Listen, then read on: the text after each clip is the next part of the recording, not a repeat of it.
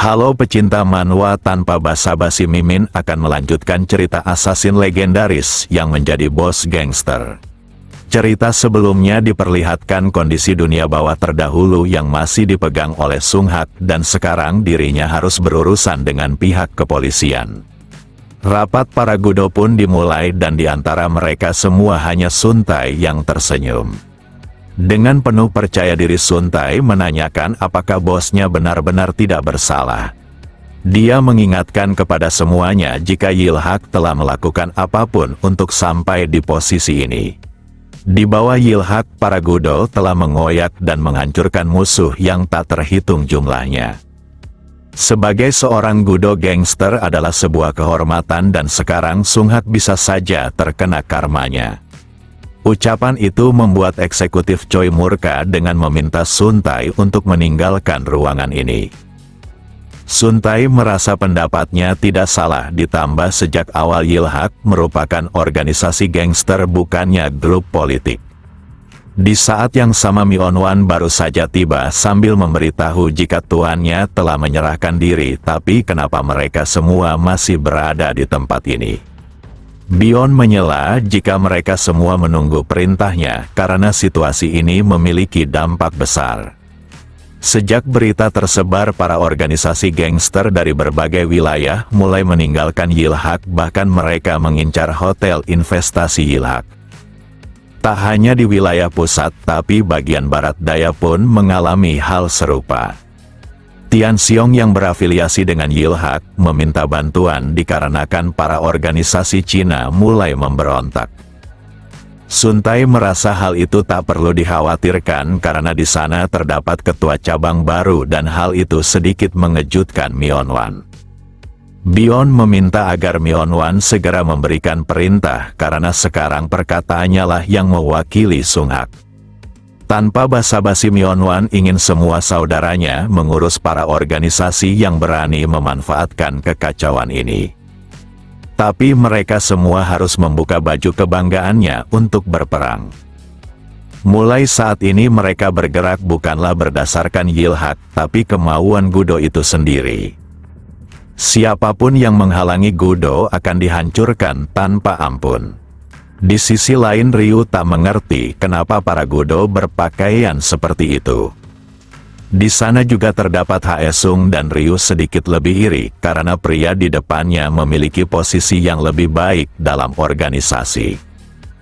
Tapi Ryu yakin dirinya akan segera menyusul karena dia sedang diawasi oleh sang Gudo terkuat, yaitu Myeonwan. Namun Haesung merasa ada sesuatu yang salah dengan kepala Ryu. Kenapa dia harus menjadi pedang orang lain jika dia bisa sendiri menjadi pedang yang bebas tanpa terkekang oleh seseorang? Sementara itu Bion memanggil seniornya karena mereka sudah berbuat hal yang tidak seharusnya. Namun Sun Tai memintanya tidak khawatir karena semuanya akan baik-baik saja. Baginya Gudo seharusnya sudah seperti ini sejak lama dengan terus berperang, bukannya terjun dalam dunia politik yang membosankan. Jika mereka semua bersatu, maka tak ada yang bisa mengalahkannya. Di sisi lain, Sung Hak sedang diinterogasi oleh penyidik. Mereka memintanya meninggalkan kursinya jika dia melakukan kecurangan sebelum semuanya makin kacau. Kecurangan itu didasari dengan adanya ketua cabang barat daya. Sung Hak pun menegaskan jika Yilhak tak memiliki posisi seperti ketua cabang barat daya karena semuanya hanya diatur oleh kantor pusat Yilhak sendiri. Namun penyidik ini tak bisa mempercayainya begitu saja karena dia pasti mengenali orang ini. Setelah interogasi itu selesai, Sung Hak dibuat terkejut oleh para media yang sudah menunggunya. Di saat yang sama Haesung datang dan akan segera membawanya pergi. Sung Hak tak menyangka jika kasus ini akan membuat masalah seramai ini. Penyidik menunjukkan foto kebersamaan Sung Hak dengan ketua cabang barat daya, menunjukkan jika sosok itu adalah tim suksesnya sekaligus sesama rekan gangster. Sung Hak tak memungkiri jika dia mengenal orang itu, tapi tak ada kaitannya dengan politik.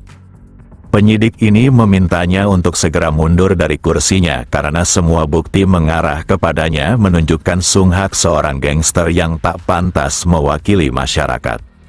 Di tengah kebingungan itu Hae Sung merasa harus melaporkan sesuatu. Di mana beberapa organisasi yang berafiliasi dengan Yil Hak mulai mengundurkan diri secara paksa.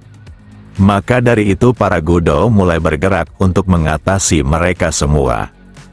Hal itu membuat Sung Hak emosional karena situasinya pasti akan menjadi rumit. Namun Hae Sung meminta tuannya tidak khawatir karena para Gudo melepas pakaian putih mereka agar tak dikenali. Sung Hak tak menyangka semua akan menjadi kacau, padahal tinggal selangkah lagi semuanya akan tercapai. Lalu Hae Sung lanjut memberitahu jika Yil Hak juga mendapat permintaan untuk membantu Barat Daya. Hal ini menunjukkan jika organisasi Cina sedang memanas kembali. Orang-orang ini sedikit ragu apakah mereka benar-benar harus menyerang Tian Xiong yang merupakan afiliasi Yil Hak. Mereka yakin jika Yil Hak sedang melemah dan semua organisasi sedang mengincarnya, jadi mereka juga harus bergerak. Namun hal itu takkan mudah karena Wang Ho yang dijuluki Sang Naga Hitam menjaga tempat tersebut. Sung Hak mengerti, tapi bagian Barat Daya terdapat sosok yang tangguh. Hae Sung pun membenarkannya dan tuannya tidak perlu khawatir karena ketua cabang Barat Daya pasti akan mengurusnya. Ucapan ketua cabang itu membuat Sung Hak teringat akan ucapan penyidik. Hal ini menunjukkan jika Hae Sung telah terlibat di dalamnya. Tanpa basa-basi lagi Sung Hak menanyakan apakah semua ini adalah perbuatan asistennya sendiri. Hae Sung pun tertawa karena dirinya telah ketahuan padahal dia berniat bersembunyi sampai akhir. Malam ini akan menjadi malam yang buruk karena presidennya berani berkendara tanpa menggunakan sabuk pengamannya. Siapa sangka Hae Sung menabrakkan mobilnya sendiri tanpa keraguan sedikitpun.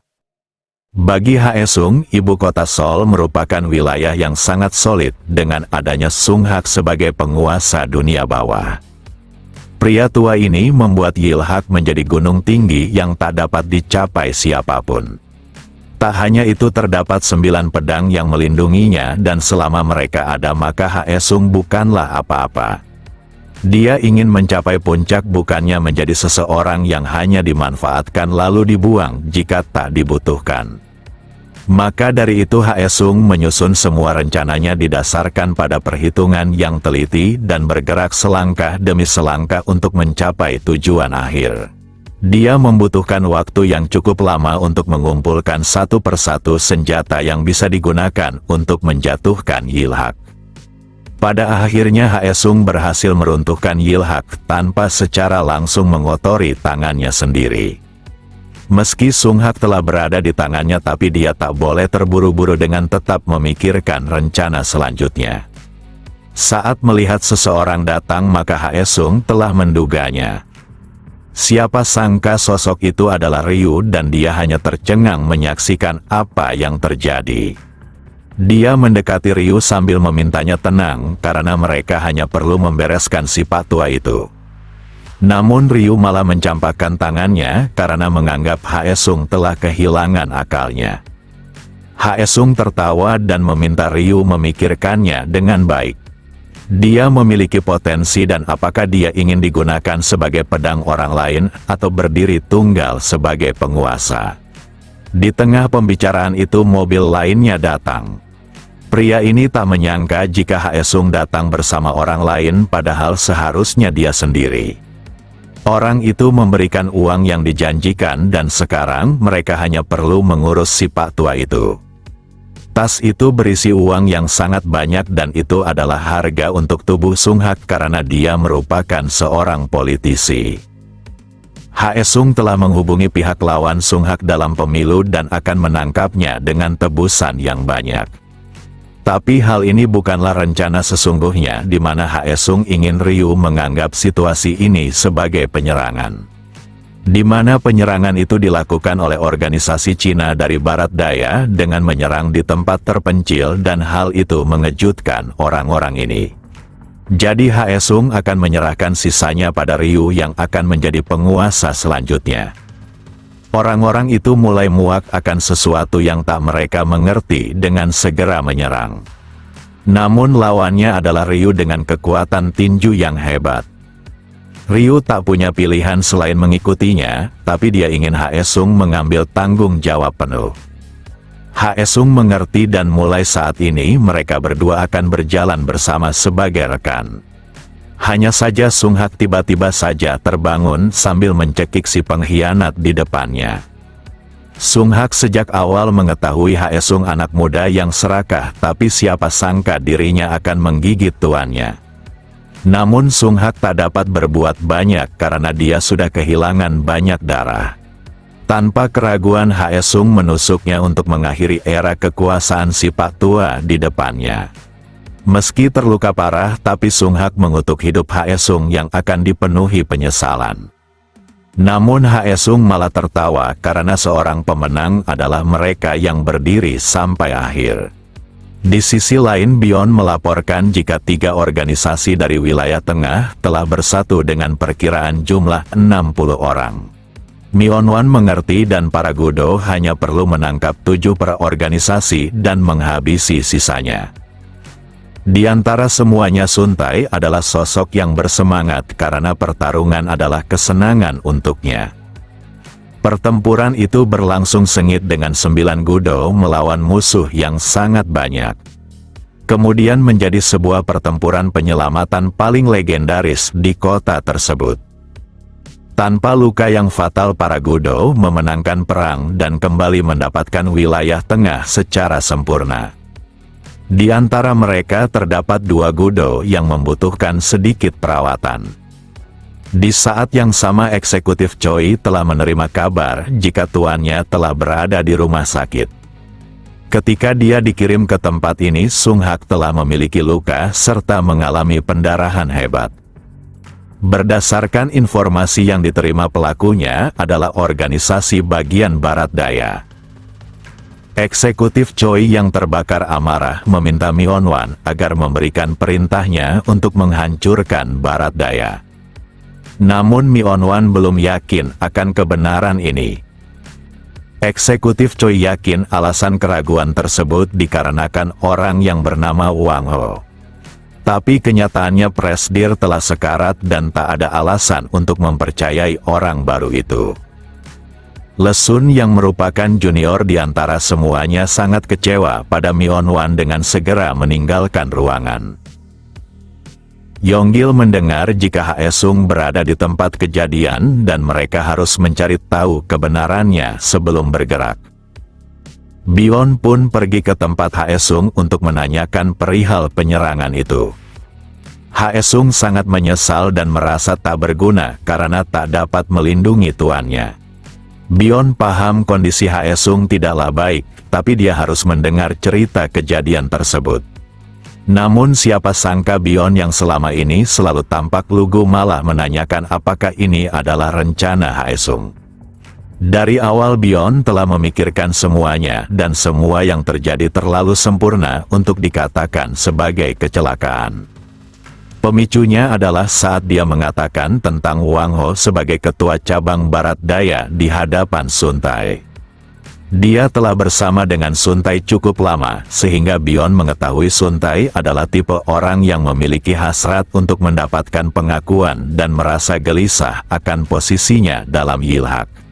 Lalu Haesung malah memprovokasinya dengan mengatakan jika Mionwan dan Presdir mengakui kemampuan Wang Ho yang merupakan pendatang baru. Meski Bion tak sanggup menanyakan kepada Sun Tai, tapi dia menduga keterlibatan kepolisian adalah ulahnya. Tapi semua titik awal dari kejadian ini adalah Haesung sebagai pusatnya. Jadi Bion ingin mengetahui apakah Haesung benar-benar adalah pelakunya. Namun Haesung menampakkan wajah emosionalnya di mana dia tidak mengetahui apapun. Jika ini adalah hukuman atas kegagalannya melindungi Presdir, maka dia akan menerimanya, tapi dianggap pengkhianat terlalu kejam. Bion tak memiliki bukti apapun dan semua itu hanyalah berdasarkan pemikirannya. Dia pun meminta maaf karena telah mengatakan hal yang tidak seharusnya. Haesung tak pernah menduga jika Bion adalah Gudo yang berbahaya untuknya. Dia tak pernah memperkirakannya karena Bion terlihat seperti bocah polos belaka. Bion yang berjalan seorang diri terus memikirkan bagaimana bisa barat daya menyerang tuannya padahal mereka berafiliasi. Dia sangat sedih karena Sung Hak sudah seperti orang tua baginya. Di saat yang sama Ryu malah datang menyerang secara tiba-tiba karena dia takkan dimanfaatkan oleh orang lain dengan menjadi pedangnya. Walau Bion sudah berusaha mencegahnya, tapi pisau itu telah menusuk titik vitalnya. Karena Bion menanyakan siapa yang menyerangnya, maka Ryu makin mengganas. Dia terus memojokkan lawannya hingga tak berkutik. Ryu berteriak sambil memberitahu jika dirinya adalah sosok yang akan menjadi penguasa di masa depan.